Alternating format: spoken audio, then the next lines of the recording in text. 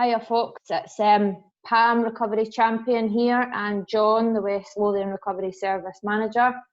How are you doing, John?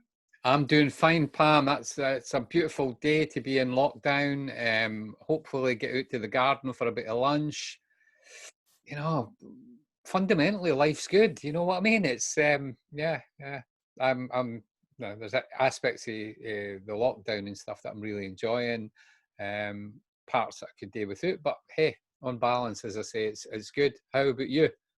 Yeah, I'm pretty much the same. I think I speak for most people when they say, you know, the weather definitely helps. The weather always helps my mood, and it means that, you know, I dread to think if this had happened in the dead of winter, what kind of mental state I would be in. But no, it's nice just to be able to get into the garden and have that option. Yeah, I'm like that in the winter as well. I always take vitamin D, always try and get out, always try and get away somewhere, you know, in the darkest months. Because I think I have seasonal affective disorder. No, not a mad degree, but certainly sad enough. So, yeah, I used to say I always think I'm born in the wrong hemisphere. You know, I should have been born nearer the equator, because I love it, and I love swimming in the seas and lakes and lochs and rivers and stuff. I just love wild swimming, so it's much easier to do in the more southern climates. Yeah, as much as I don't mind the winter, I actually love certain aspects of the winter. I love the snow and all that, but I'm definitely a warm-blooded animal, John. I've got pals in recovery over in the States and stuff like that, and some of them live in the desert states down south, and that's one of the things they miss is the seasons. You know, pronounced seasons: winter, spring, autumn, and spring here. This spring in Scotland has been tremendous. It's been beautiful. Very, very fortunate, as you say. So anyway, listen, you need to stop me and carry on. Well, with that, John, I'll just cut you right off then. So guys, today we're going to be interviewing John, because John has got a kind of sort of landmark, sort of special birthday coming up. Do you want to tell them a bit about that, John? Yeah, it's coming up 25 years that I've been in continuous abstinent recovery, and like others speaking, that's if I get to it. It's actually next week, but I'm going to be off next week celebrating, so we're doing the shoot now for it. So it is. It's quite significant. It's still only another day, but and it kind of coincides with 20 years and my relationship with my partner as well. So it's quite a seminal kind of time. Yeah. Mm-hmm. And like, you know, like a lot of people in the recovery community, they kind of knew you, John. People know you, you've been around for a long time, 25 years. You know, it's like, I keep saying it to you, a quarter of a century, because when you say it like that, it's phenomenal. But I didn't know you until I came to work with CGL in West Lothian. So I'm just as interested in finding out a wee bit more about your story. Yeah. So go and give me 3 words, John. 3 words that describes how your recovery's been over the last 25 years.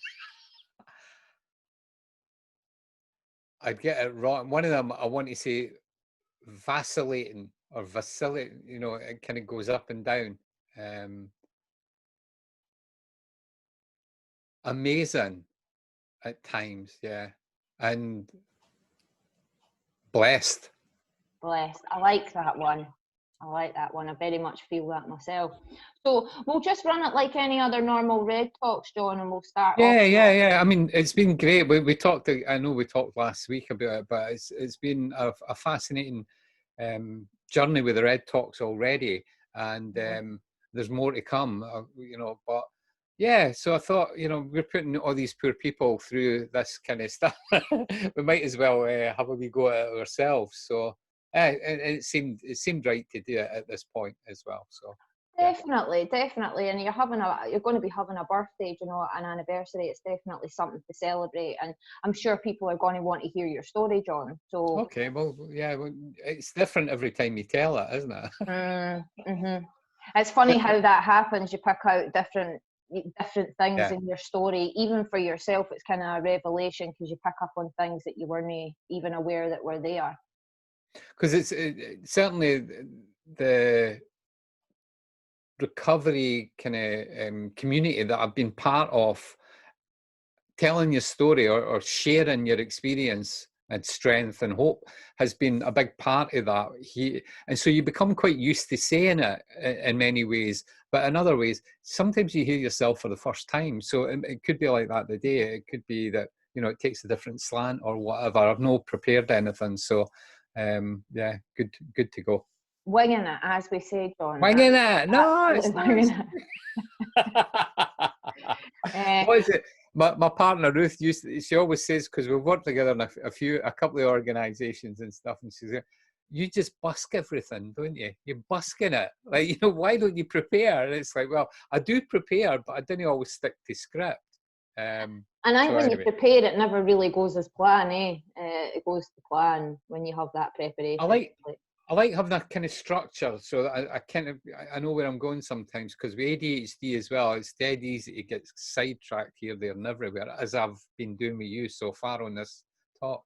Well, I'm going to take the reins, and I'm just going to rein this right back in, John. Go and tell us and everybody a wee bit about what your life was like before you came into recovery. You know. Yeah, okay. I'd kind of grown up in an alcoholic household, kind of a lot of violence, lots of siblings, and not absolute poverty, I suppose, when you look at places like, you know, in other countries, but certainly never enough money at any time. But it was probably the violence more than anything else, between my parents at times, because my dad was a drinker and a gambler. Nice guy as well, you know, it's that kind of dichotomy there. But some of my earliest memories are trying to get in between my mum and dad when they were physically kind of belting each other with stuff. I remember I got hit with a coffee table one day as well, and you know, trying to get between them. And so there was a lot of fear around, a lot of kind of that violence, a lot of that, and in the streets as well. In the place that I lived, there was quite a lot of violence, and in the school certainly. So you had to be able to kind of defend yourself and no show any weakness, certainly. And that was reinforced by my dad, who'd been through the correctional systems, as our colleagues and friends in America would call it, but the criminal justice system. And so he had been brought up hard as well, and that's what he would say to me. You know, if anybody's picking on you and you can't beat them with these, pick up something, make it cost them, and they'll not come back to you. And in many ways, it was good advice. It was certainly good advice, you know, kind of growing up where I did, and then joining the army later and stuff as well. There was a lot of bullying, so they knew to leave me alone, because I'd go for them when they were least expecting it. So just stay away, you know. So it was that having to be mad, you know, because I'm quite a thin guy, you know, not big stature and that. So I had to be madder than the rest of them. So that was part of it. Was a kind of game, but it became who I was and what I was recognised for as well.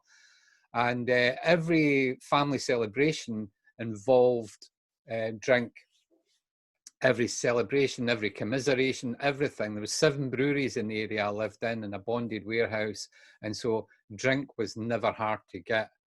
And I think it became apparent that my mother and father might well divorce when I was still in primary school, and then we moved to a new area, and it was very territorial, and I never really ever fitted in that area. So I felt dislocated. I felt the family was falling apart, and all the violence continued. And I got drunk.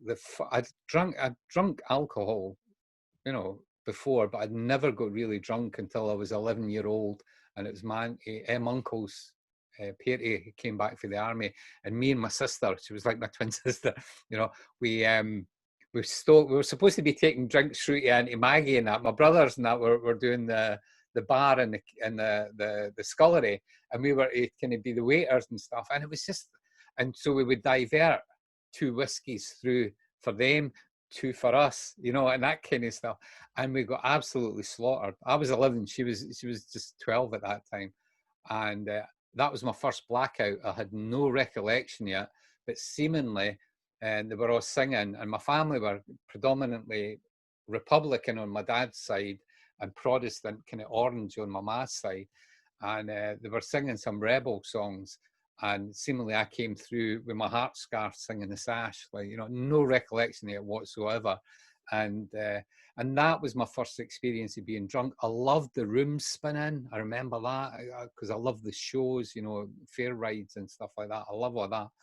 And my first hangover the next morning, I'd already started smoking cigarettes by 11 years old as well. So that was my kind of first drunk. And then I kind of chased it after that. I loved it. And any opportunity I could, I took it.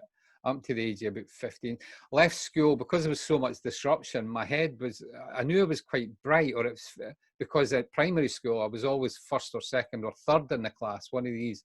But by the time I got to secondary, my head was kind of wasted, like, you know, and I couldn't focus. I was dead interested, but when it came to writing essays and stuff, I couldn't do it. I just couldn't, I never finished it. And yet I loved English, I loved science, and I left school at 15 with no qualifications and got a pre-apprenticeship. And yeah, my life was kind of crazy. I was living to drink, and then cannabis came along when I was 15 as well. Got into that, and it was nuts. It was that straight on. By the age of about 17, I had been hospitalised twice for alcohol poisoning, and just. I was this crazy guy. People says, you know, you're a lovely guy, John. But you're like Jekyll and Hyde. Mm-hmm. When you take that jungle juice, you know, there's something, a switch gets thrown, and you can either be the funniest guy in the room or the nastiest. And most often I had no recollection of it, because I would wake up the next morning with a dread and think, what the hell happened the night before? You know, that kind of stuff.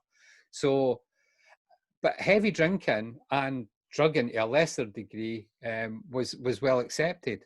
It was what was accepted, you know. And I ended up doing a geographical. I moved down to Liverpool as an apprentice because it was a national organisation I worked with as a sheet metal worker, and I only lasted a few weeks down there. And I was too much to handle for the people that I was staying with, and so I ended up coming back, getting up the job, working on a building site with my brother and cousins and stuff like that. It was just mental. That was completely mental, building Castleberry School. I mean, we're stealing more than we were putting onto the building, you know, I was anyway. And all that stealing from my employers and stuff was really just to fund my drink and drugs. And so I ran away to the army to get away from it. I thought I was like, you know, I'll move away. I thought it was my area, or it was with people I jumped about with.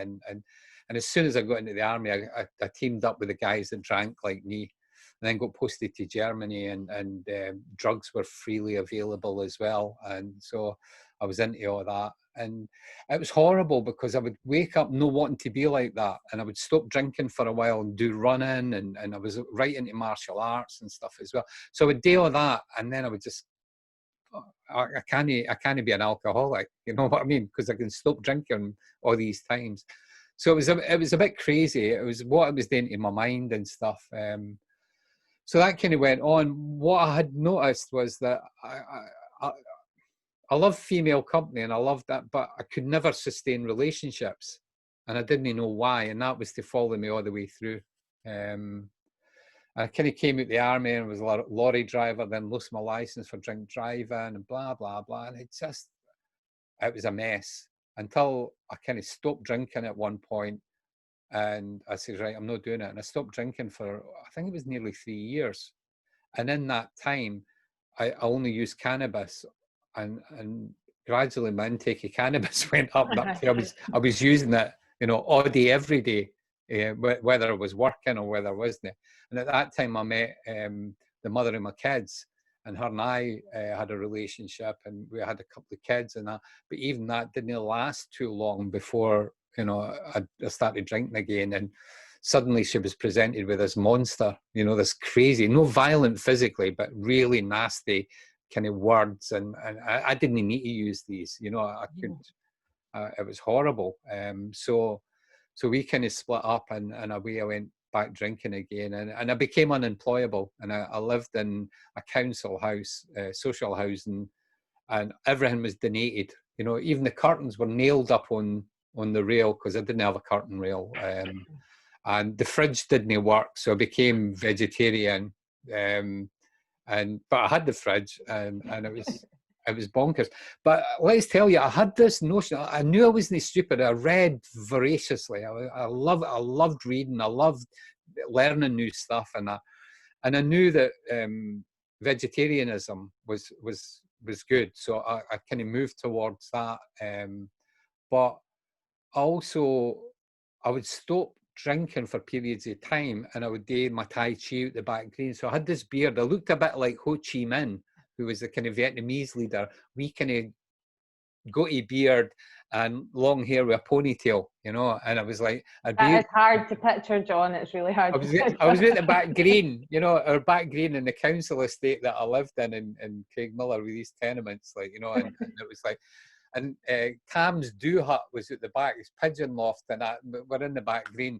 And I'd be out some days doing this kind of lovely movement, like, you know, the Tai Chi and stuff. And then a day later or something like that, the neighbours coming in would see me lying at my stair door. I wasn't able to get the wee fob into the door opening because I was too drunk. So it's this kind of, that battle was going on in my head all the time. And it was getting harder and harder to get up after every session, you know, and I would plan it because I'd be living on government handouts by that time. And what I would do is, they came through fortnightly. I would buy a lot of kind of dried food. I'd plan it for coming off the bevy, coming off the drink and stuff. So I'd have cup of soups, powdered soups for that first day when I couldn't really keep anything doing.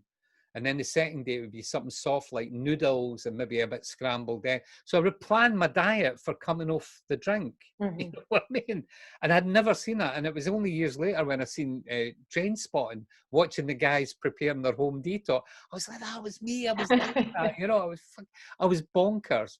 So I was this guy that knew a lot of stuff. You know, I had no formal education, but knew a lot of stuff, was really interested in trade unionism and a whole range of different things. I met lots of people.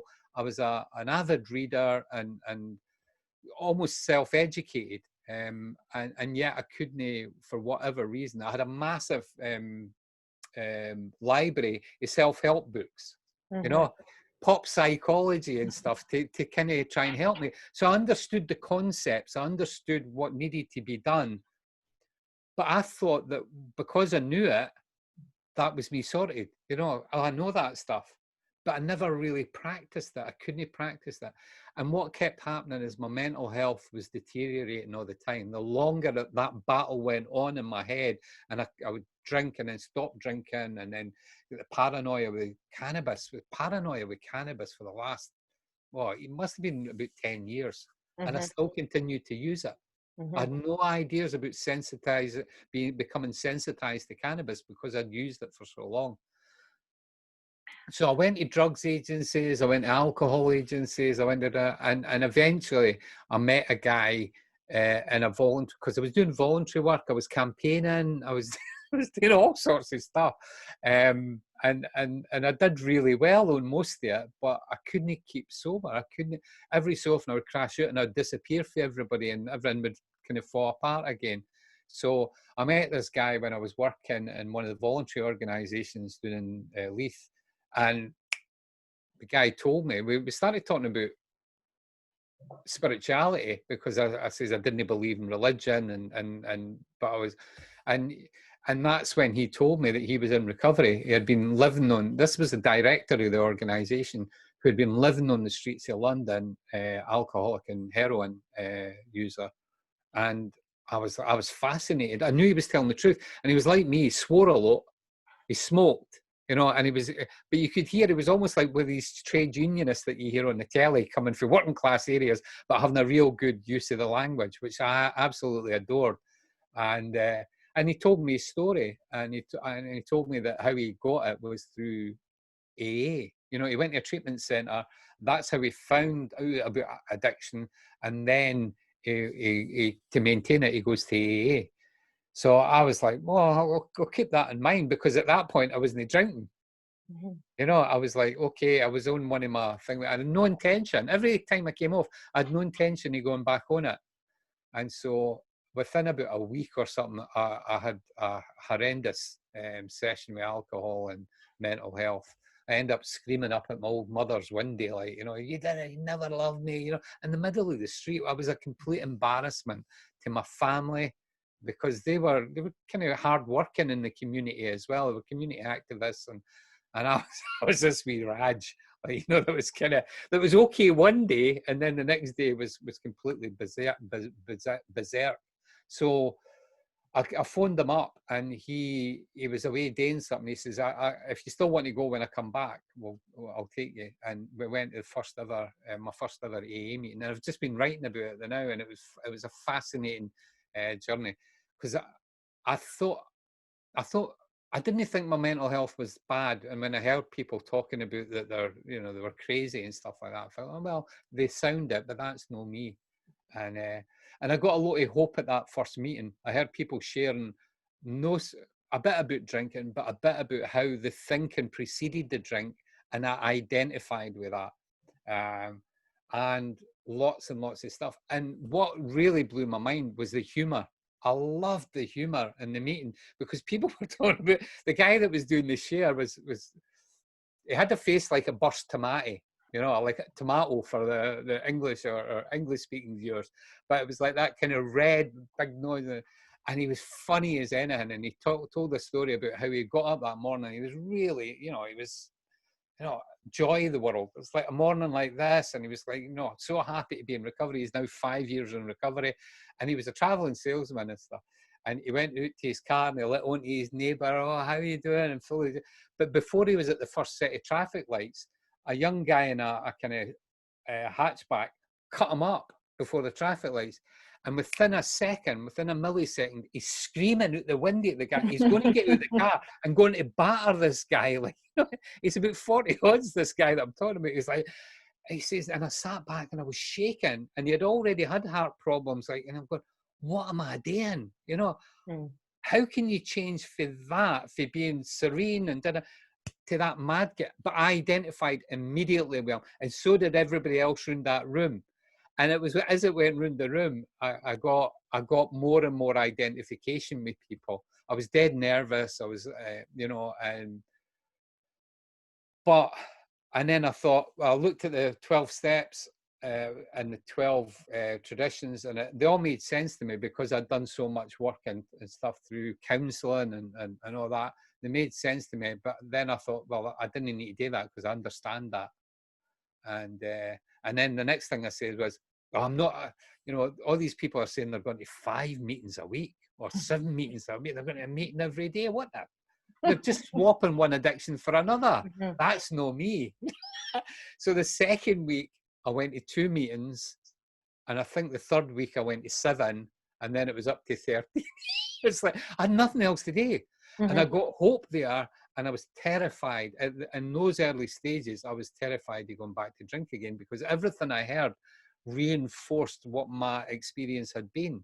That I would get a period without drink, and then just for no apparent reason, it would make absolute sense to have a drink again. Despite all that, there was no safeguard, there was no safety rail in my thinking. It was just, oh, well, sometimes it would be, oh, you've not had a drink for 3 weeks. Remember that time I told you, 3 years I hadn't had a drink. And then suddenly it just seems like, well, you can't have a problem if you're able to stop. You're not like all these other people. And it was somebody that says it, alcoholics are the only people that can look down on the rest of the world to the gutter. And that was me. I was able to kind of do that. So I kind of got into going to regular meetings, and I knew for me I had to stop all drugs. It made absolute sense to me, because I couldn't manage the paranoia that would rip out me, even with hash, not even strong grass or that. By that time, it would trigger paranoia almost instantly. As I say, I didn't know about sensitivity. I had no idea. I'd only known that you needed more in the early days to get the same hit. I hadn't known that you could become sensitized to cannabis. One of the few drugs that you can. So that was it. And away I went for about 10 months. And I never drank, and I never drugged. And I went to university. I got a place at university, because all my campaigning in the community and all that voluntary work paid off. And I got a place at Edinburgh Uni. I was 38 39-year-old, something like that by that time. And so what happened was, as I say, I went for 10 months. But what gradually started happening, because I didn't do the program that was provided, I didn't get a sponsor and I didn't get a home group. I was just bouncing around all these meetings and I treated it like a social club. Mm-hmm. But what gradually started happening was that all the underlying stuff was starting to bubble up in my head. And I was like, so I'd be sitting at a meeting and it would go round the room and I would say, I'm John, I'm grateful to be here, glad to be sober or whatever. This is what's happening. And I would tell them the truth. I would tell them that I'd got my family back in my life, my kids back in my life. I would tell them, you know, blah, blah, blah, that was honest, but I wouldn't tell them how I was actually feeling. You know what I mean? So it was almost, so so I would leave the meetings with that still unresolved in my head, and it got harder and harder to hear myself and bear it, because all these good things were happening in my life. I was at uni, I'd made up with my ex, we were you know, we were sharing the care of our kids and that kind of stuff, but I was starting to feel worse. And now I'm starting to say to myself, that internal dialogue's going, you shouldn't be feeling this way because you've not had a drink or a drug for the last 8 months or 9 months or whatever. And I was sitting in meetings and I knew some of the people were getting up and going out and gone for a drink and I wanted to go with them. And yet when it came round to me to share, I would say, that mask would come on and away I would go again. You know, oh, this is happening, I'm doing that, and I passed my exam, and it was like I was dying inside, if that makes sense to you. I was I was melting. It was like my brain and my heart was kind of melting, and I didn't know it was all these kind of, all the stuff that I'd been keeping doing for all these years with the drinking, drugs and stuff like that was starting to bubble up, and I had no means of doing it because I had no program. I wasn't working any program. And so I relapsed. And the way that all my relapses followed from that was, I would think, what can I use? Because I can't stand this pain. I can't go on like this. I can't. Just use hash. Just use, you know, get some hash or some tablets or something like that. And every time I picked up, I went straight back to alcohol again, because it had always been my first love. You know, I'd never, to my best of my knowledge, I've never used heroin, because I seen dead early what that could do. And almost everybody in my area used injectable. You know, if I was a kid, everybody I knew that used heroin, it was all good gear coming straight for the factory. You know, it was diamorphine that people were shooting up. And I was shit scared of needles. So I told myself that I wouldn't go near it. So I was very fortunate. So every time I went back to alcohol, so I relapsed a few times. And eventually, you know, if you'd gone for that guy that read the 12 steps and thought, I know this stuff, you know, I did it.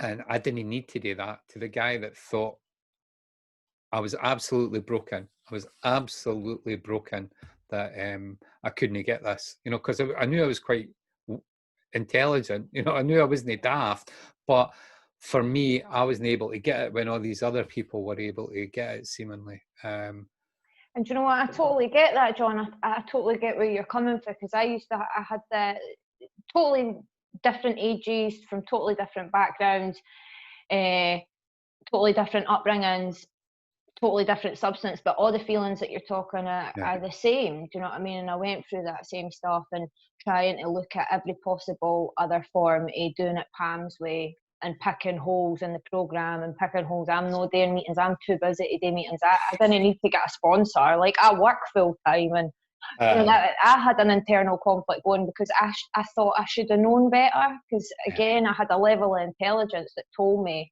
you know, you can think your way out of this. And it went beyond that power. And you know, when you were just talking about the thinking as well, like, and I'm not want to make this about me because I'm interviewing you, but I wouldn't like you.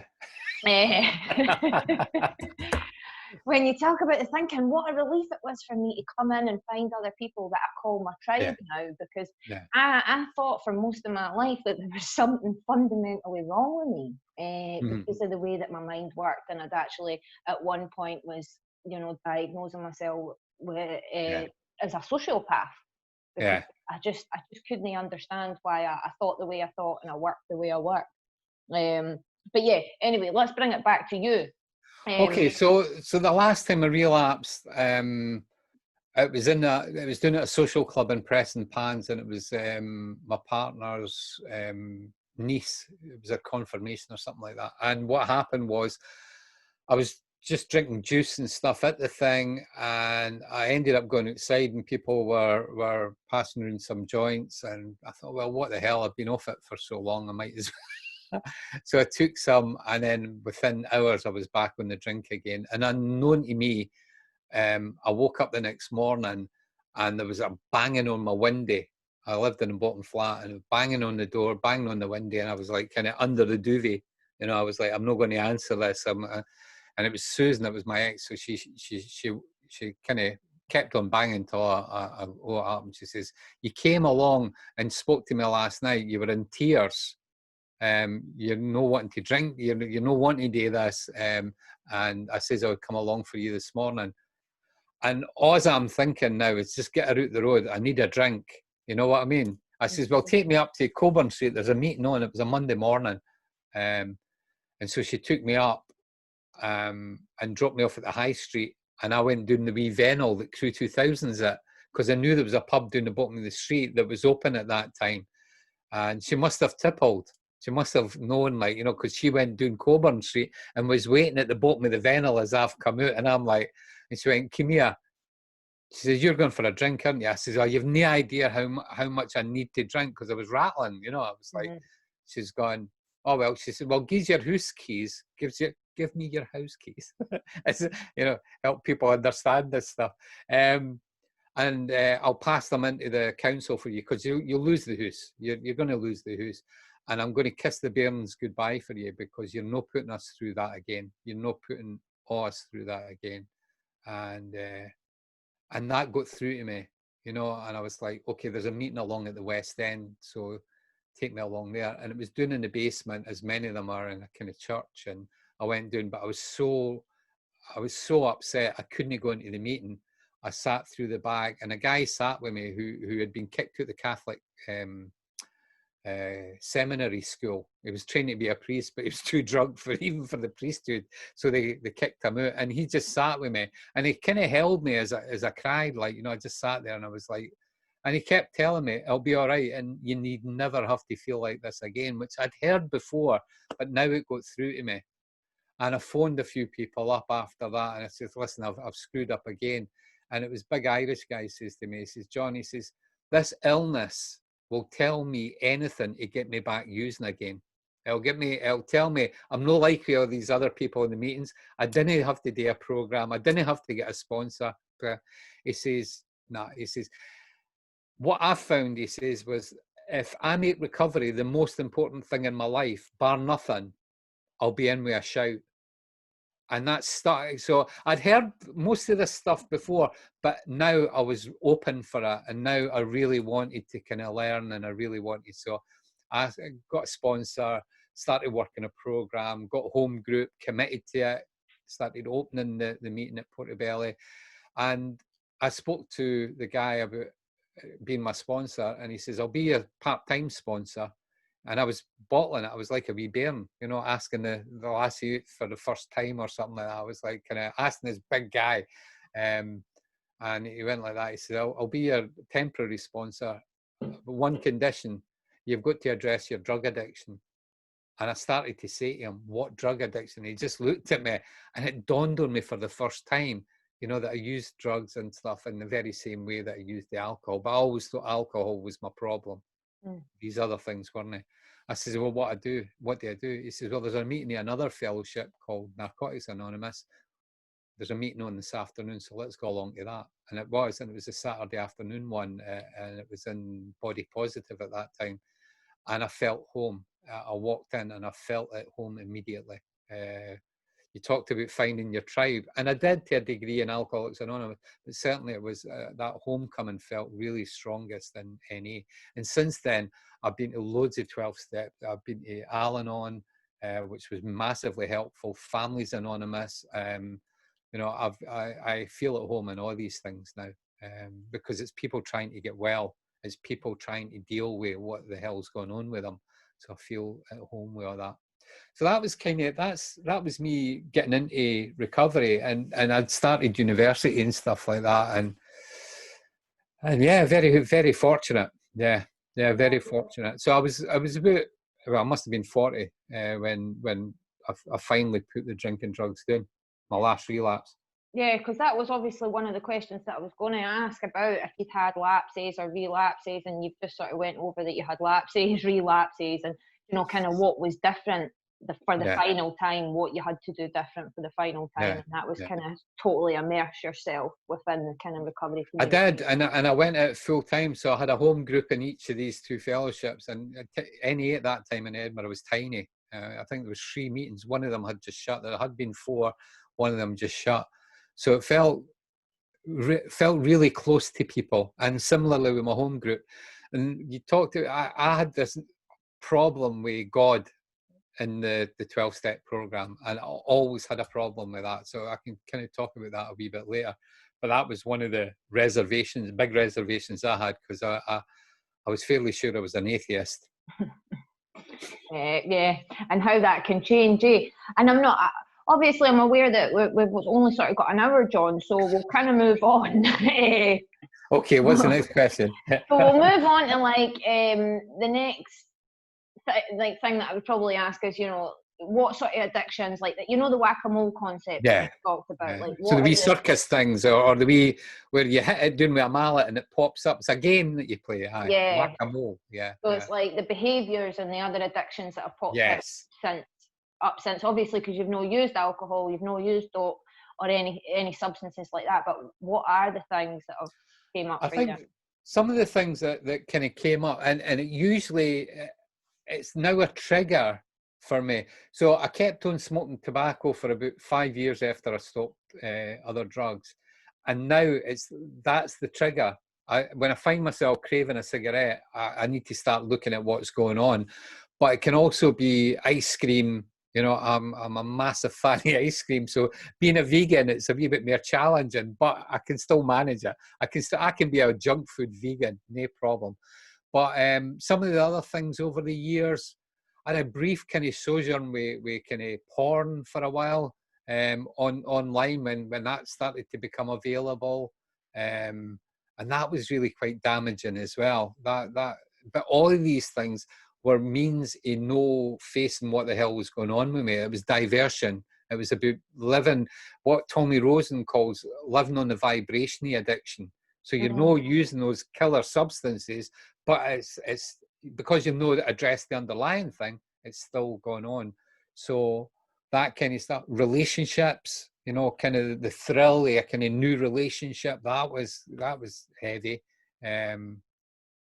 What else?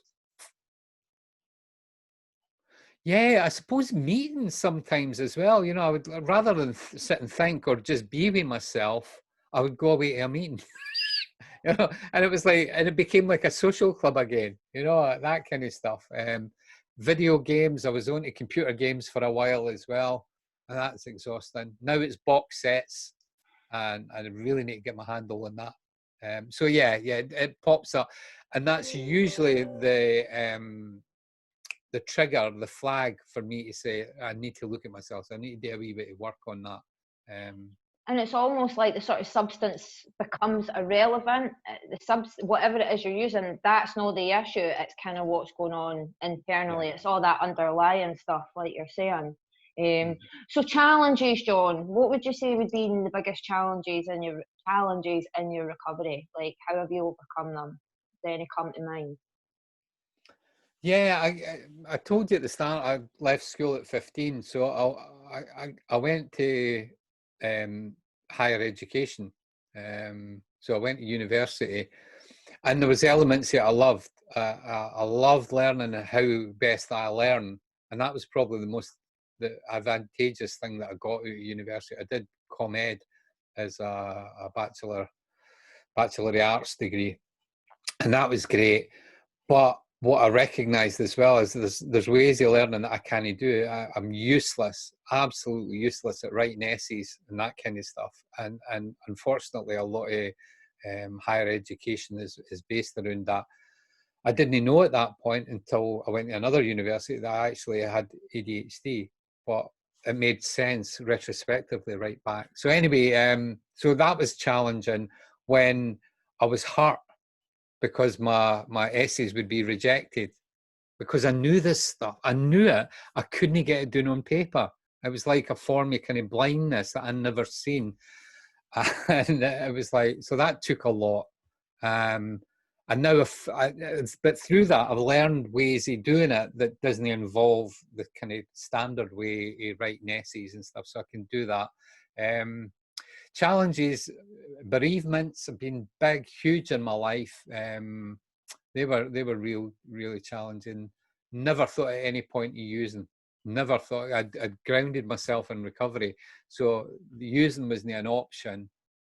But what I recognised as well is this, you get the massive, almost like get kicked in the chest with a donkey or something like that. That's the kind of, but then it's the more subtle things that catch me.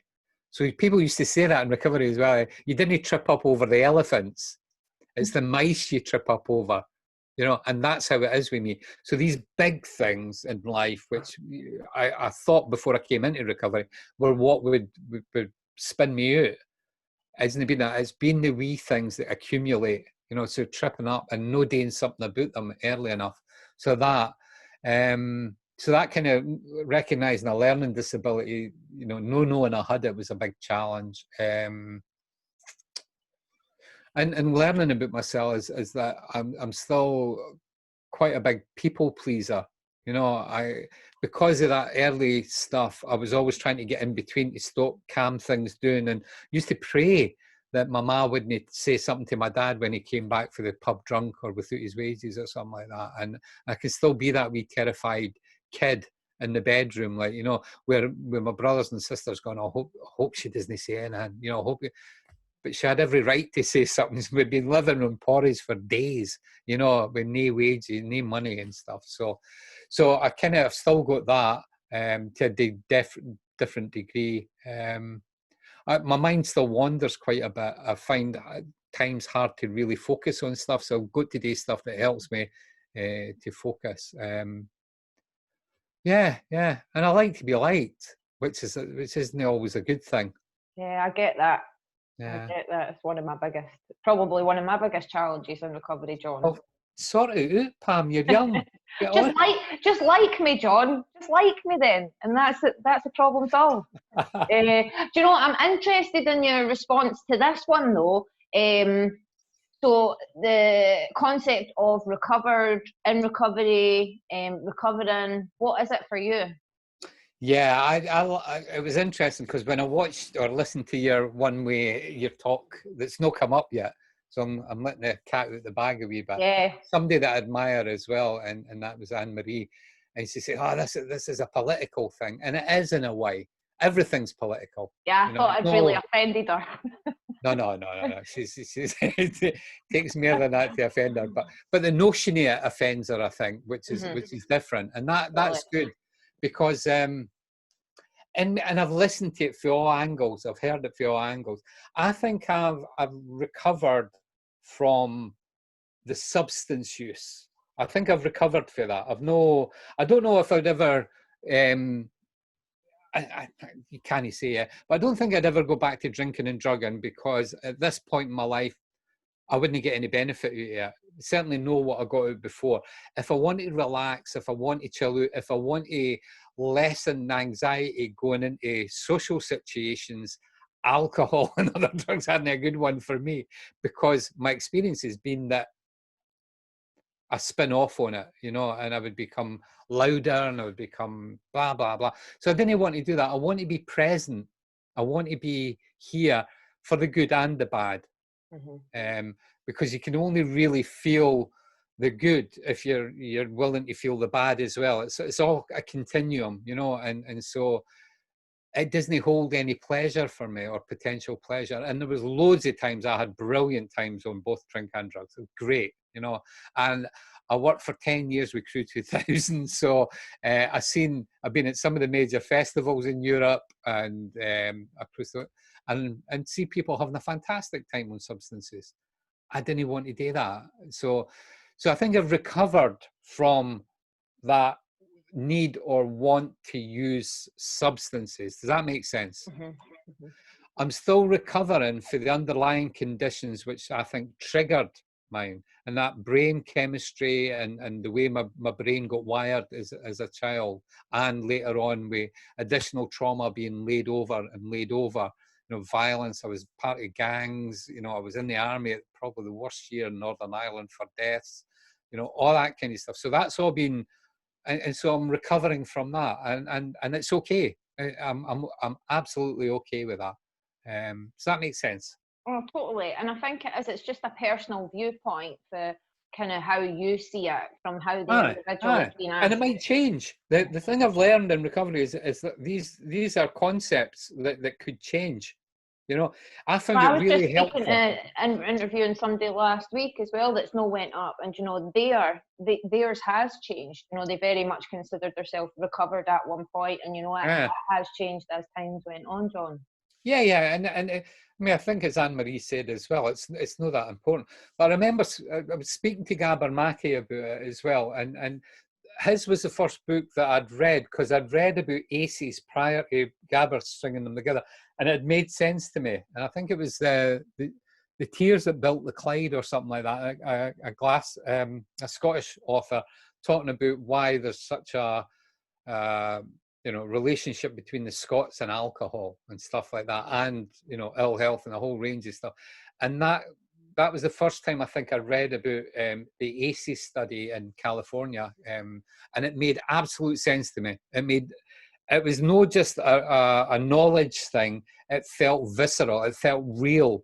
That I'd experienced exactly what they were saying, and for the time, that is my working understanding and knowledge till something maybe new comes out. So I kind of very much approach it as a scientist as well as somebody with lived experience, because it'd be dead easy as somebody with lived experience to say, oh, it happened to me, that, so that's therefore how it happened. It's subtle sometimes, and other times I'm looking at the evidence and whatever fits my picture. When I first came into recovery, I thought I was a bad person. I thought I was, I'd had loads of chances and I screwed them up and I screwed people over, all that kind of stuff. But yet, when I came into recovery and people told me it was an illness, it was a medical condition, that was just, and part of my head was saying it's a get out of jail card, and part of me didn't really believe it and all that kind of stuff. And for me, but it was a useful model. It was a great model that I could hang it on and at least give me the time to get away from the drugs and the brain repair to start happening long enough to go and investigate and find out for myself. And that's what the 12-step fellowships are brilliant for me. They take you so far, and then, go and do your own stuff, find out this stuff, find out what works for you. And that's what I had to do. I had to go and get counselling for attachment disorders. I had to get counselling for past trauma. I had to do all that. The 12 steps, I had to learn what foods work with my body and how the foods, interfere or bolster brain recovery. That was vitally important for me. And I think I'd always leaned towards that, even during my drinking and drugging with, with Tai Chi and kind of vegetarianism and all that kind of stuff. But it wasn't until I got enough time in recovery to kind of settle down a wee bit and for the brain to start settling that I could really get into this stuff. And I've loved it. I've loved learning. And I've ended up going to 3 universities, a guy that left school at 15, and then teaching in universities, giving lectures at police training college, to doctors, to social workers, to mental health nurses, all that kind of stuff. And I've been all over Europe doing that. And I've been very, very fortunate that being able to turn my experiences and then the learning and then my experiences working in the field as well into something that I love doing. I love talking, as you can see. I can see that, John. I can see that. And drinking big, huge mugs of tea. Amen to that. You can't see my cup. There you go. So it sounds like the past 25 years have been a real journey, like that, the path to self-discovery, John. And I admire that, like how deep you've went into learning about John. So give us your high points, John, because we are running out of time. How long have we got? Oh God, we've only got about 5 minutes or 10 minutes or something. I think we could squeeze 10 out of this. I think we could squeeze another 10 minutes. So high points,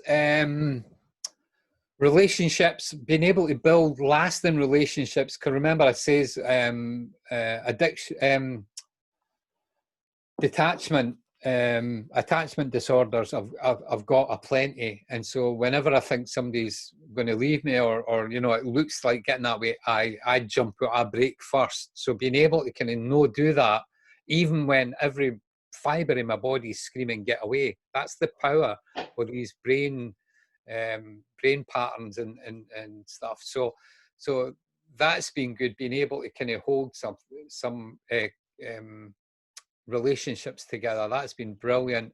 Watching my kids grow and develop as really nice people. Yeah, very proud of them. No for anything I've done, but what their mother and stuff, you know, to help them grow. Because had it been up to me in those early days, you know, I was incapable of looking after kids, and had it not been for her. I've met some absolutely wonderful people in recovery that have helped me, but also that I just love to bits, you know, who are very funny or very deep. And yeah, it feels like, because I've been able to travel on my own as well, because no matter where you go in the world, you can plug into these 12-step programs. You know, I can go to meetings, and I've been to meetings all over the world. Yeah, getting an education, getting formal education, being, you know, managing Crew 2000, working with, helping set up and being a founder member of the Serenity Cafe. That was brilliant. It was so hard at times, but that was 12 years of crazy times for the recovery community in Edinburgh, especially, and in across Britain, because people came up to see what it was that Ruth and us had done, you know. And it all came about with me having gone to the Sober nightclub the first time I went to America, in Oklahoma City, the Sober nightclub. And my partner, Ruth, who was a community development worker as well, she went to the Serenity Cafe and bookstore up in New England. And then we went to I think it was an AA kind of New Year's dance, and it was a big town hall, and there was only a handful of people. And it was horrible, like, you know, it was good that people did it, but we thought Edinburgh probably needs something better than that. And so Ruth took it up and did it and started it, and that was an amazing 12 years. You know, something really, really hard, but you know, dropping bloody volunteers off at 4 or 5 o'clock in the morning after a cafe club night, and you know, we'd been gone for 10 o'clock that morning, you know, right the way through, and it was brilliant. And so doing all that, yeah, giving lectures, and I still remember being on the stage at Vienna University in the medical school, you know, and looking at the busts of Freud and all that. And here I was on that same stage, giving a talk to government ministers and professors and stuff, the kind of drugs and alcohol field, and having a laugh, you know, just being myself and having a right laugh. Yeah, my relationship, you know, 20 years this next month as well. So that's kind of, yeah, going around the world, you know, traveling the world, swimming in some amazing seas, traveling with mates to Hawaii, and yeah, God, yeah, there's so much of that stuff.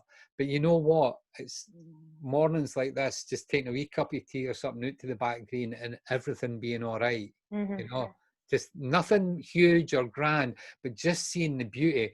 I've got this, I'm doing the garden up there now as well, and just sitting there and watching the bees come to the plants, and they're right next to me, and it's beautiful just to watch that stuff. Taking up yoga, meeting Edinburgh Community Yoga, that has been brilliant for me as well.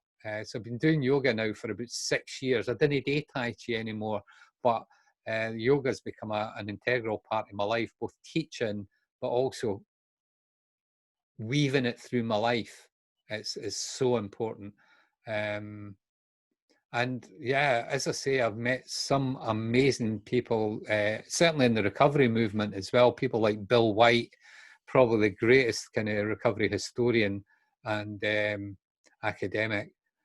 Who else? Gabor Mate, obviously, Bruce Alexander. These kind of people, you know, who are kind of seminal in our understanding now of what's going on. And just amazing people in government and stuff as well, and amazing people in recovery who've done amazing things, you know. So my story was pretty troubled at the start, nothing compared with a lot of what other people have done and they've come through. So yeah, trying to kind of visit recovery communities right around the world, and being the only English speaking one at a meeting and stuff, and still having a fairly good understanding of what was being said because of the emotion and the body language and stuff. But yeah, I've it's certainly not all been easy, and my sister dying, my ma, and then my sister dying with an overdose, at the age she was when she died, it broke my heart. It absolutely broke my heart. But another anniversary that came up this week was when I was working with Ruth and the crowd at Comas and Serenity Cafe. Ruth wanted me to go over and do a talk at a conference in Portugal, because I was used to doing conferences all over Europe and that with crew and other things. So I was like, yeah, I'll do it, because it was months away, and I didn't have to write the thing because I'm a busker. So anyway, John, winging it. So she sent me the details and stuff for the conference. I had a look at them. I went, no bother, I can do that on the plane. I'll do the presentation on the plane or something. Because I do that all the time. I did that in Vienna, right up until the minute I went up on the stage. I was still doing the presentation. I just need something to hang it on. I need something, and then I'll go on and then ad lib and stuff. So anyway, so she took me up to the airport about 6 o'clock that morning. And I'm sitting in the airport and she's gone, well, let me see the presentation. She had already asked me and I'd blanked her. I went, and we'd done a wee bit because she'd helped me, and I'd done a wee bit. And I was intending doing it on the plane. I wasn't presenting till the following day. So I had that night in the hotel. But I'd looked at the program and it looked okay. I had my what do you call it? The boarding passes. So I just only had an overnight bag or something. So anyway, she's sitting there. So let me see it. Because she was my boss. My partner was my boss. I'm going, I says, so I showed her. She says, you've never done anything. You've not done anything since that last time we spoke. I said, I'll do it on the plane. It's about a 3 or 4 hour journey. I'll be finished by the time I touch down. Anyway, now I'm getting pissed off. And I'm like, you're micromanaging me, I shouted in the coffee shop in the airport about 6 or half 6 in the morning. Anyway, I'm going, nah. So I'm starting to get a strop on. I'm like, geez, my computer, I'm going to go for the plane, but I've not got much time. And anyway, I've turned round and there's all my mates coming towards me, and they're all laughing. Ramsey and Mark and all the rest, Brian, and they're all laughing their head off. And I'm going, where are you gone? Because I've been playing golf with them at the weekend. I said, where are you gone? They're going, we're going to Spain to play golf. I mean, and you never told me. I said, no, you're going too. That's where you're going. I said, I'm going to Portugal for this conference. No, you're not. That was all a scam. That's brilliant. So they had kept that up for months, nearly a year. Karen had kind of organised the place where we were going to stay. So we were away for a week. They had borrowed my golf clubs. They'd stolen swimming shorts and goggles and all that from my house over the period. And I'd been looking for stuff in my house, and I was like, I couldn't go. I was still on the plane in shock that they had done this. Fucking tears are running down my face and all that. And it was like, so I finally got it out of them. What had happened was they had, at my sister's funeral, they had got together because they had seen how wrecked I was, and they says, we need to do something. It says 60th next year, so let's get something organised. And that's what they've done. And it was a brilliant, brilliant holiday. And it showed me what kind of love there is there as well amongst, and the world's a beautiful place. And I've had so much kind of welcoming, and people give me their house to stay in or cars to drive, and camping equipment, and just making space for me to be and share some time with people.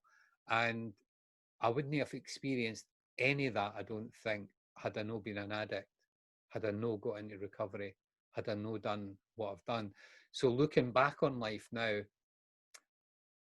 if there's anything I might wish to know have hurt as many people coming through, but I think I was probably doing the best I could with what I had at that point in time, because I knew I wasn't a bad person. It was just that I was doing things that I really not proud about, But kind of, that's where I am, and I wouldn't be here today, and I wouldn't have had all these amazing experiences without gone through what I went through. And I see that time and time and time again with people in recovery. Dr. Davy Best comes out with that, better than well. People in recovery can become better than well. And that's so true. And I've had a chance, as I say, to meet some wonderful people and do some amazing things. And yeah, I just, I'm looking forward to the rest, I'm and letting things be, I can do stuff, and I'm good if I keep busy as well, but as long as I'm not too hooked on the outcomes, I can I can live life a bit easier. So it sounds like the past 25 years, John, have been packed full of so many amazing moments for you. And we are now definitely coming to the end of the interview. But however, and it's to be noted as well, you've almost been in recovery just as long as you were using. Is that right? Yeah, that's right. Yeah. And that is just amazing. Yeah. What are you going to get up to for your anniversary? Have you got anything nice planned? Are you going to celebrate? I've been kind of, since lockdown, I've been trying to get this garden done, because I'm a bit, that's one of the other things I never mentioned, was this workaholism. I've got I can do that, and I swore I wasn't going to get back into that. So I've been doing some gardening, and I want to try and get that finished. Hopefully the restrictions will be lifted a wee bit, and I can do a wee bit more with my partner and some friends as well. So it'd be great to get a wee picnic over at Arthur Seat with some of the old pals for Serenity, along with my partner and stuff. So yeah, I tend not to even notice them. You know what I mean? Is each year I tend not to kind of notice or celebrate them or anything like that. But for somebody that couldn't get it, you just couldn't get it. And for me, it's important. The abstinence element has been really important.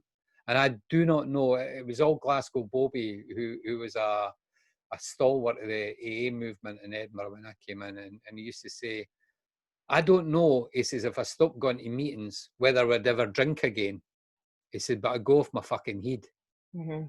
And I get that. And so I need that connection with people. That's what I need. I need to keep that kind of stuff going, but also love some solitude. I like to, so get my wee garden done. I'll be my present to myself. And my mate just phoned me up before it. That's why I was a wee bit late coming on. He went, well, if the restrictions are lifted, I can come down and give you a hand with that. He's a joiner. He's a bloody good joiner. So I've been collecting scrap wood out of the skips and all that as I go about Edinburgh. So thank you so much for that. You're welcome, John. Yeah. You're welcome. And do you know what? It shouldn't be overlooked. No birthdays in recovery should be overlooked, because I'm guilty of it myself. I say, oh, it's just another day.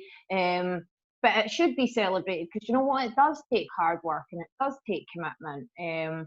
So when is your anniversary? Mine is, when is it? It's August. August. Okay, so we'll do a wee one for you. We'll do a wee interview. I'll repay the favour. Possibly. I'll get to be boss. Possibly, yeah. No, John, it's been a privilege to interview you, and I've loved listening to you. I could listen to you all day, and I'm sure you could talk all day. Easy. But if there's anything parting you would like to say to everybody else, feel free, and then we can end it on that. I think it's something similar to what other people have said as well. It's you need to find your own way. The programs that are available and all that are to get you started. And I told you I had problems with the God stuff in the early days, but I found an accommodation with that first by saying, well, it's the power of the group. And then now just understanding a lot better what interaction that mutual aid brings to people. So I feel I didn't need a concept of a God or higher power. And it was a guy, he was a communist, trade unionist. And I says to him, I says, how do you square that circle with, your belief in, because he was a communist member of the British Communist Party, with what's been said at AA. And he says, it's very simple. He says, this kind of higher power, he says, is a good old socialist principle that the group is greater than the sum of its parts. And I held on to that, and that's what's held me. And so find what works for you, and it might not be the same as somebody else. It probably will only be, but it's that kind of principle stuff. If you live your life by principles, it can be hard, but you'll feel better for it in the end. Brilliant, John. Thanks. And have fun. Fuck. Aye, most importantly, don't forget to do that, because you're in for a tough time if you don't. Right, John, away and enjoy the rest of your day, and happiest of recovery birthdays to you when it comes. We've got another meeting in what, 3/4 of an hour now? I know. So I'm going to try and take a breather and get my dog out while I can. Thank you. Thanks for doing this, pal. No problem, John. See you later, Pam. Cheers. Bye.